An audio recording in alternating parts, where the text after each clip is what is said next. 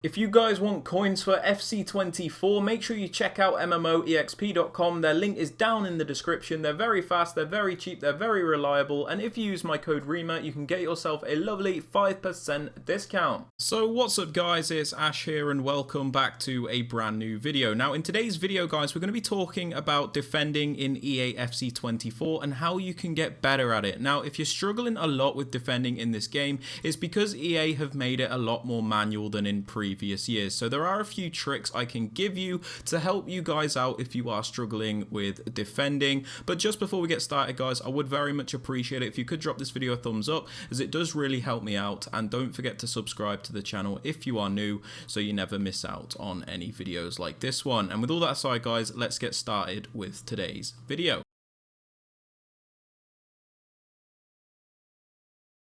So the first thing we're going to get started off with guys is ensuring that your settings are the best for you. Now the first important setting you guys need to decide between is having defending on advanced defending or tactical defending. Now it completely depends on how comfortable you are with certain mechanics. So with tactical defending, the circle button or the B button if you're on Xbox will do both the normal stand tackles, that's where you just stick your leg out and try and win the ball, and those little shoulder barge seal outs. So you do that with the same button and the game will contextually pick which option is better, so you don't have as much control when it comes to choosing your defensive tackle basically. For advanced defending, they switch these two buttons, so the circle button or the B button is still for that stand tackle where you stick your leg out, but they've changed it so X or A if you're on Xbox does a shoulder challenge or a seal out, so you'll basically like barge into the opponent to try and seal the ball away from them.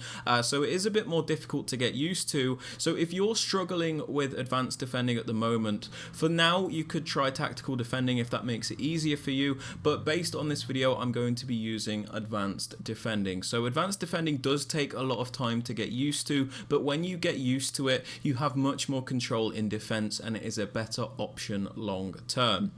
Now the next important setting is pass block assistance. You want to make sure that this is on, otherwise basically your players just won't automatically block any passes and it just becomes very difficult, so have that on. For auto switching I do suggest on air and loose balls. This is so when a cross is coming in or an opponent pings a ball across the pitch, it will automatically switch to the player nearest to the ball, so that makes it much easier. But with other player switching you're on your own, so you have to do it manually. Now it might be tempting to use automatic, but this is not the best option as it does limit your control when you are defending, so I do suggest on air balls and loose balls. I also suggest auto switching move assistance to none. Right stick switching to classic because adaptive is pretty horrible. Classic is definitely the best way. For the preference, for the switching reference, I also have this on player relative as I find it much easier to play a switch based off of that. And then for the sensitivity, you're going to have to basically experiment a bit to see which is more comfortable for you. The higher you have this, the more the game will respect your input when it comes to choosing the player to player switch to, but the lower the sensitivity, the game will also help you out a little bit in picking a player which is closer. So I kind of like to go for 6 at the moment as it seems to be a little bit better. But yeah, that is basically it for the settings. Make sure you're using settings that you are comfortable with. Okay guys, so we're going to start off with some standing tackles. Now if you're on PlayStation, the button for this is circle, and if you're on Xbox, the button is B. I've set up a little scenario here to help you guys out. Basically this attacker is going to run head on at our goal. We are facing him like this, so this is a perfect opportunity to do a standing tackle. So what we're going to do is let him come towards us, and then when he makes that touch we just tap the standing tackle button to easily dispossess him. So we're going to do that again here. Look, he comes near us and then we just tap the tackle button and win the ball back easily, and you can see we retain possession when we do make the tackle. Look, nice and controlled. Look, there we go, we've got the ball back. Now what you don't want to do when it comes to standing tackles is press this tackle button too early, otherwise you'll do the animation and it will just lock you and then he will get past you like that. You also don't want to do it too late, otherwise there's a chance you don't actually make the tackle in time and he just runs straight past you. So make sure you don't tackle too early and too late. The ideal time to do it is when he makes that touch into you like that, and then you can easily take the ball. So you want to be nice and close when you press that tackle button, otherwise it causes a lot of problems. You also don't want to use the sprint button as much when you are trying to go for a stand tackle, because you have less precision. As you can see there, your player is like skating around and it's much more difficult to actually win the ball back. What I do suggest doing is either using the jockey button like that by holding the left trigger, as it does give you more control. Look, you can see we can make more little movements like this to mirror him, and then we can just tackle him like that. Or similarly, you can just lay off the sprint button, and then when you're near him, press the tackle button. Alright then guys, so the next thing we're going to be looking at is seal out. So we've spoken about standing tackles, and that is kind of like where your player is head on with the player and you can easily dispossess them. But in this situation, you'll see here we have the attacker running down the wing, and then we have the defender almost like running alongside him. This would be the perfect opportunity to seal him out, because basically we can like push him out the way and then get possession of the ball. If we go straight for a standing tackle here, we might commit a foul, we might not get the ball. It can be a little bit risky. So what we're going to do is tap the X button to seal him out, look, and then take possession of the ball, because it stops him getting goal side of us.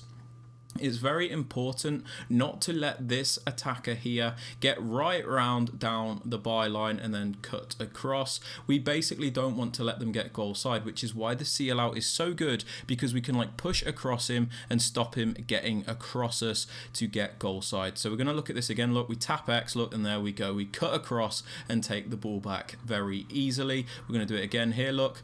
Sometimes it's a little bit difficult. You just have to tap the X button, or you can hold it briefly, I think, but you know, sometimes it'll do the normal stand tackle animation. Look, we've got to seal him out. We failed that there. So you can see it is down to timing and player stats. If you have the perfect play style for the defender, which would be like Bruiser, it's much easier to seal him out. You can see we've not really got the strength to push this player off with this player we're using here, but if you time it correctly, you can seal him out like that.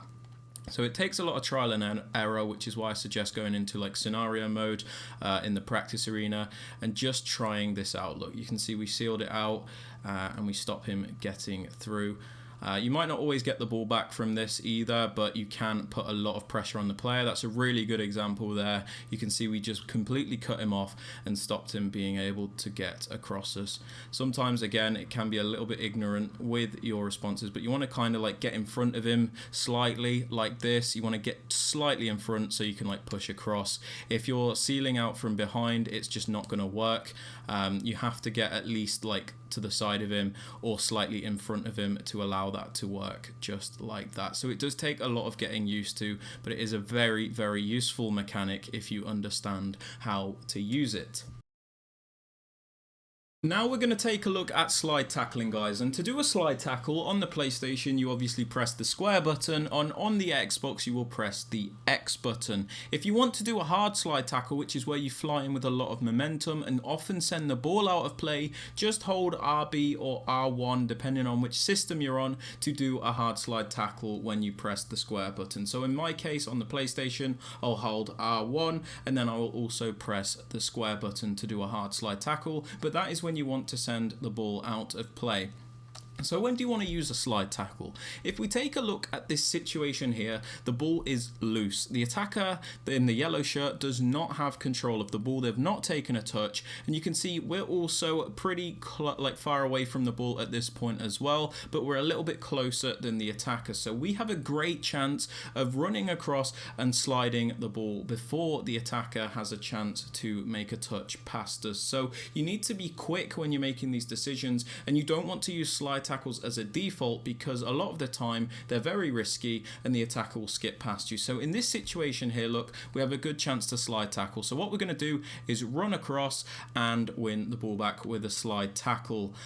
Look, you can see the attacker is going to make that touch and we still manage to get that slide. So you have to plan in advance and see what the attacker is doing before you go for that slide tackle. What you don't want to do is almost like run behind like that and then try and slide, because you're either going to give away a foul well, or completely miss the ball. If you feel like the attacker's going to get there just before you, just run slightly back and then go for the slide tackle. So you can see here, instead of running straight to the ball, I'm just going to run slightly back, and then it gives me a better chance of winning the ball. So it's all about timing, and it's all about not panicking. Here's another example of a bad one. So you can see I've completely cut away from the ball, look, and I'm going closer to the player than the ball. That is not what you want to do. You also don't want to go like too far back, otherwise they're just going to skip past you as well. So make sure you're getting nice and close to the ball and then making that tackle there. Okay guys, so the next thing we're going to take a look at is intercepting passes. Now this is very important because it is important to cut out that dangerous pass. If we just let this attacker pass through to the striker here, they're through on goal and there's not much we can do about it from there. So we want to stop this pass and we want to stop them getting a dangerous opportunity. So you can see our defender's not really doing anything useful at the moment. So what we want to do is cut off this pass to stop the attacker being able to play that ball through. That way we can regain possession of the ball and then start an attack of our own. So which controls do you want to use for this? Well, on the PlayStation, you're going to want to use L2, and on the Xbox, you're going to want to use RT. So this is called the jockey button. You're going to want to hold L2 if you're on PlayStation to do a jockey, and if you're on Xbox, hold LT. So basically, you just want to hold that jockey button whenever you're moving about with the left stick, as it gives you a lot more precision and it makes it a lot easier to intercept this pass. So what we're going to do with our defender here is get him in the way of this pass. We're going to completely cut off that passing line, and we're going to treat it a bit like Piggy in the middle. So we're going to want to get directly in between these players. We're not going to want him to be able to play that pass. It's probably easier with an example, so I'm going to show you now. So I'm moving across with the jockey button and we're going to stop him playing that pass, and then we can win the ball back. Usually he will just play this ball. He should do it now. There you go. That is intercepting a pass. We've not let him look. We've not let him play that ball. And the easiest way to position correctly for this is to keep an eye on the receiver. So keep a look at the receiver. You want to stay near him so he cannot get that pass through. Look, I'm going to back off into the receiver now. There is a thing called assisted passing in this game, which will basically stop the interceptor from intercepting the ball sometimes, which is really annoying. But most of the time, look, if you cut off this lane here, you will stop them being able to pass right through the middle of you. That is an assisted pass there. You can see it went to a different side as they noticed I was covering that pass. So yeah, just try and cover this lane as best as you can, and it will stop a lot of dangerous balls just like this. So I'm mirroring his movement, and again you can see he didn't get the ball, but yeah, this is the idea. You just want to cover that. And if you want to make it even faster, you can use the sprint jockey, which is where you hold the sprint button as well as the jockey button, and again that is an assisted pass, but it just makes the jockey a little bit faster, but it can be harder to control. So you be the best judge of which one you want to use in certain situations. So again, you can see we're mirroring this this attacker here and easily intercepting this pass like that. So this last section is actually very useful because it kind of combines everything we've talked about in this video, from intercepting passes to standing tackles to jockeying. So the thing we're going to be looking at is second man press, and it's very important because second man press allows you to multitask. It allows you to defend with technically two players at once. Obviously you can only technically control one player, but second man press allows you to make an AI player do something useful that you want them to do. It allows you to multitask. So if I'm using second man press, I can then cut off a pass with another player. So how do you do second man press? Well, on the PlayStation you press and hold R1, and on the Xbox you hold RB. So when do we want to use second man press? You can see in this scenario here, I'm controlling the player which is a bit further away from the player with the ball. You can see I've got that little red indicator above my head. You can also see that there is another defensive player next to the attacker with the ball that I'm not controlling and I'm not doing anything with. So when we hold second man press, it makes this player that is near the attacker with the ball that we're not controlling, it will make him apply pressure to the player with the ball. This allows us to do something else like intercept a pass to the other attacker that is standing near us. So probably the best way to make this make sense for you guys is to just show you with an example. So we're going to start the scenario and have a look. So I'm going to hold R1 to make that player second man press on the ball, and then I'm going to intercept the pass with the player that I'm controlling. So here you go. And then with second man press, you can also player switch back and make a standing tackle. So there's endless possibilities with second man press, and it's down to your judgment which makes it effective. So sometimes it might be useful to use that AI player to press onto the ball, and then when you see an opportunity, press LB to quickly switch to that player and then make a tackle with him. It allows you to do that. Other times you might want to do what we've just spoken about, like I've done here, and just cut off that pass temporarily like that. He should have got that, but he didn't. And then other times, look, I might end up switching to that player and then tackling him. So second man press gives you a lot more control in defending and stops the opposition having so much time on the ball to basically pick and choose what they want to do. It puts them under pressure and rushes them, which is what we want, because I'm going to show you now, me not using second man press, this AI player practically doing nothing. Look, he's just leaving it open. I could still defend, but look, he's not really doing anything. Look, he's leaving that completely open.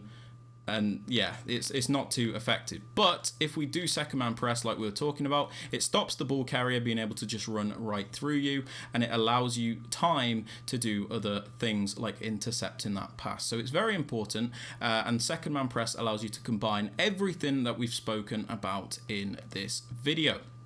So yeah, that is where I'm going to end this video, guys. If you want another video on defending where we talk more about situations, which pass to mark, when to use specific things, when not to press, when to press, all that kind of good stuff, let me know and I will help you guys out with another video. But until then, guys, that is everything for the video. If you have enjoyed or found this useful, please be sure to drop this a thumbs up, sub to the channel if you are new, and don't forget to turn on notifications. And with all that aside, guys, I hope you have a fantastic rest of your day, and I will catch you all in the next video.